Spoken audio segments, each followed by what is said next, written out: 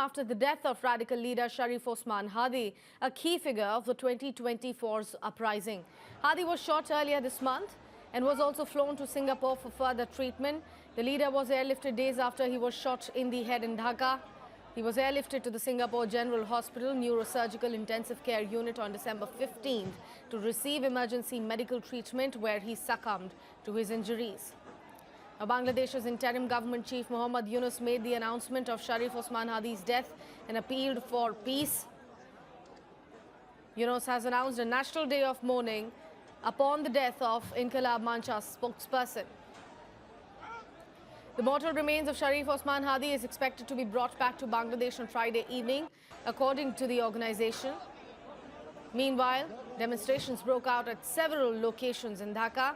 Demonstrators chanted slogans and in fact also waved anti-India and anti-Sheikh Hasina placards. The unrest escalated into violence soon after that, with protesters vandalizing the offices of Daily Prothom Alo and Daily Star. The Awami League's office in Rajshahi was also reportedly torched. Protests spread beyond the capital, with stone pelting reported at the Indian Assistant High Commission in Chattogram. At least 25 journalists of the Daily Star have been rescued from their respective offices more than 4 hours after a mob swooped on the newspaper office in Dhaka's Kauran Bazaar. BD News has reported that. These are some of the chilling visuals coming in, showing you the intensity of the protest on the lanes of Dhaka. This is what the current situation is looking like. In fact, these are the latest visuals from late last night. The angry crowd descended on the English language Daily's office around 12 a.m. on Friday. The first attack came on the Bengali language Daily Prothom Alo, where the crowd had gone chanting slogans. The crowd then vandalized the office before setting it on fire around 12 a.m. as per BD News.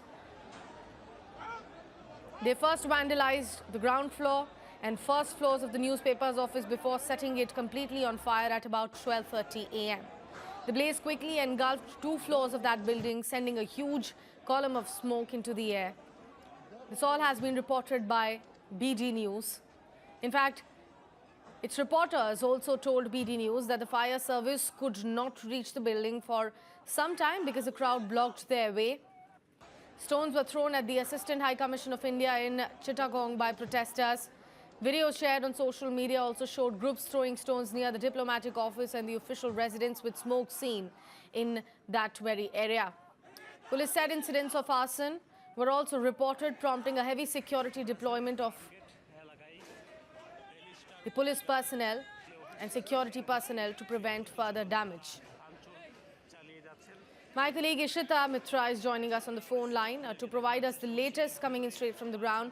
Ishita, the situation is once again on the boil as far as the condition in Bangladesh is concerned. What is it for this time around? What exactly has triggered people to come on road, start attacking, the journalists and the newspaper columns, their buildings, their offices, the Indian High Commission there in Dhaka? What exactly has happened? Right, actually looking at a major development coming in from Bangladesh at this point of time, and the announcement that has triggered this widespread, in fact, protest that we're now witnessing is basically the death of a student leader, a radicalized one, in fact, one who was a very polarizing figure, who was known for his anti-India rhetoric. This guy named Osman Hadi has now, in fact, died. He died in Singapore right after he was shot by few unidentified men while he was campaigning for his constituency for the upcoming elections. And ever since Mohammad Yunus, who is the interim chief of the government in Bangladesh, announced his death, we are seeing a major fallout on the streets of the country. Incidents of arson have been reported, violent incidents coming in where, as you mentioned, newspaper offices have been attacked, and so has the Indian High Commission's office and the Assistant's office in Chittagong as well. So we're looking clearly at very anti-India sentiment rising in Bangladesh and anti-Sheikh Hasina sentiment as well, which is now visibly out on the streets. But let's also talk about this man called Osman Hadi, whose death has now triggered this violent fallout, in fact, on the streets of Bangladesh. So if you look at his journey, he was a member of anti-Hasina platform called Inqilab Manch. He was also a candidate for the upcoming polls in February. And in fact, as I mentioned before, he was just campaigning while he was shot. If you talk about this organization, Inqilab Bunch, it actually came into focus right during the July uprising that we witnessed in the country, which eventually led to the ouster of former Prime Minister Sheikh Hasina. Now, remember, it was not just a student-led uprising. It was a movement which was taken over by Islamist fanatics in the country, the fundamentalists, in fact, which is why this was also an organization associated with that kind of sentiment that rose out of that movement, a manufactured crisis, if you could call it that. And this group, Inqilab March, in fact, was a very radical outfit. It has been in the forefront of efforts to remove Sheikh Hasina as well as her party, Awami League. And what we're also witnessing, along with these protests escalating in Bangladesh, is a major crackdown that has followed ever since Sheikh Hasina got ousted from the country on her party, Awami League. So this outfit that Osman Hadi was associated with was also very anti-Awami League. And despite, if you look at his participation in those student movements, Yunus government had disbanded the party and, in fact, barred it from contesting national elections. So, therefore, he was right now contesting in the elections as an independent candidate.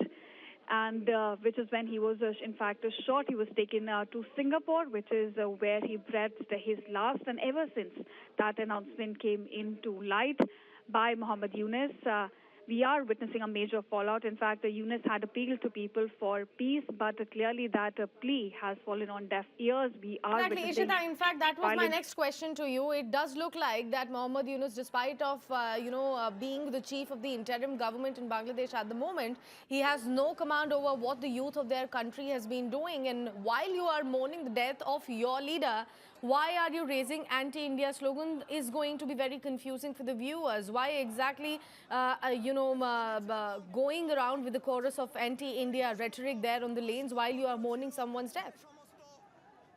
Sakshi, we've seen this, something that has escalated ever since Sheikh Hasina was ousted from the country, despite Muhammad Yunus coming out in the public and saying we want to restore relations, we want to improve relations with our neighbor country, India, and we want to work on these ties. Sheikh Hasina is not a major factor, is not a factor that could destabilize the region or the ties between the two countries. We have seen that he has been unable to bring the situation in control or stabilize. In fact, he was supposed to be an interim chief. Still, we have seen, elections kept on getting delayed in the country, and he does not seem to be having a grip on how the situation is now escalating. In fact, despite his statements coming in for India, we've seen a lot of Bangladeshi leaders, again, coming out and speaking on anti-India sentiment. So, what we see from Yunus, in fact, this sort of implicit support coming in for anti-India sentiment that is now rising in Bangladesh as the polity and the society both seems to be getting taken over by the Islamist fundamentalists in the country. Absolutely. Ishita, also I want to understand how are the other political parties who will be, contesting in the upcoming elections for Bangladesh have reacted to this particular protest which is going on at the moment? Of course, the coming elections, which are set to take place in February next year, they're very crucial. They're going to be a mandate for how Bangladesh goes ahead. So with regards to that, we have seen, of course, Awami League has been banned from contesting in the elections. They have been opposing all the actions coming in from the Yunus government. They have been opposing the crackdown. We have seen a lot of political persecution, in fact, taking place in the country, which is where the opposition is now stemming from Awami League. Meanwhile, other political leaders, including BNP and other parties, they maintain that the situation should be stabilized, but of course they are also prepping for the elections ahead. And the violence at this point has seemed to derail that process. It also looked like, Ishita, looks like that apart from Muhammad Yunus, in fact, the country's army have no control over the youth over there, because it has almost become very convenient for them that whatever they are displeased with, they will just take it to the roads and start vandalizing things in that country. Right. And what essentially plays a major role here is the implicit political support, which I was talking about. When you have a political interim chief right at the helm of the government who gives a sort of implicit support to fundamentalists, to fanatics, there is less that other political stakeholders in the country could do. Army, of course, we have seen try to bring in some control right after Sheikh Hasina got ousted. But ever since the Islamist forces took over and they sort of get an edge in how the situation is going to unfold, the army has sort of isolated itself from the role that they would like to play in bringing the situation into control. We have seen a lot more action from the political side than from the army. In fact, we have seen police also getting accusations of playing these games in favor of the ruling government. So there's less action coming in from the police as well. And army, you see here, has sort of distanced itself from the situation. Absolutely. Amidst all of that, Ishita, have you heard of any attack on the minority community? Because we know the major population of Chittagong happens to be the Hindu community over there. Were they also attacked, apart from these journalists who were attacked last night and their officers, of course? All right. So as of now, we will not get into speculation. News9, of course, is very wary of that. We will not get into speculation, despite there has been a pattern of minorities getting attacked in Bangladesh ever since Sheikh Hasina was ousted, especially Hindu community. Right now, I would say we've not seen any such attack or any confirmed reports of such attacks coming in. But, of course, we'll continue to track the situation on that front. So much for providing us all of those details coming in straight from last night. Whatever has happened there in Bangladesh and continues to happen. Like we said before, Bangladesh continues to remain on the boil yet another time. Things are escalating even further with each passing minute. The youth has taken the matter again into their hands and have taken it to the ground, to the lanes of Dhaka, vandalizing several properties. This time around, even the newspapers, their offices have come under attack, along with some of the journalists. Despite of a request coming in from the interim government's chief, Yunus, who asked for peace. Looks like there are no takers as far as the youth of Bangladesh is concerned. Visuals showing you the violent attitude. This is the way they've been mourning their leader's death.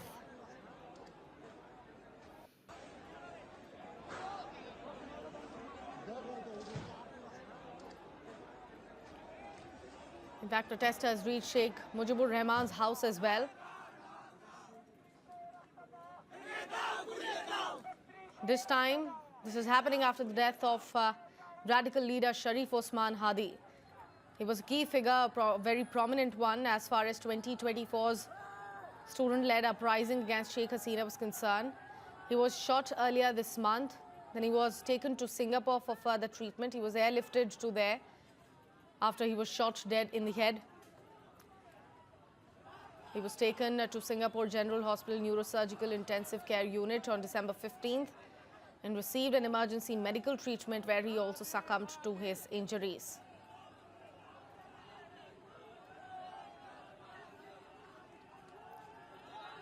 The announcement of his death was made by Yunus himself, as he also appealed for peace.